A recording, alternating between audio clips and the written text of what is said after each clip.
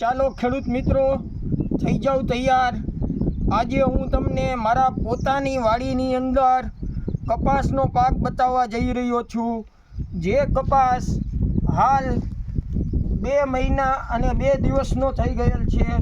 તો આપ જોઈ શકો છો કે આ કપાસ 2 મહિના અને 2 દિવસની અંદર આટલી વૃદ્ધિ કરેલ છે અને આ કપાસની અંદર કોઈ પણ જાતનો રોગ નથી। આ કપાસને કોઈ પણ જાતનો સ્પ્રે કરેલ નથી અને ફક્ત એક વખત યુરિયા આપેલ છે, તે પણ નહીવત માત્રામાં આપેલ છે। જે યુરિયાનું પ્રમાણ આશરે 1 વીઘાની અંદર 4 થી 5 કિલો જ આપેલ છે।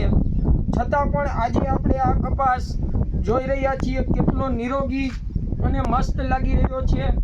હજી સુધીમાં કોઈ પણ દવાનો સ્પ્રે કરેલ નથી। તો ખેડૂત મિત્રો, આ કપાસ તમને હું બતાવી રહ્યો છું।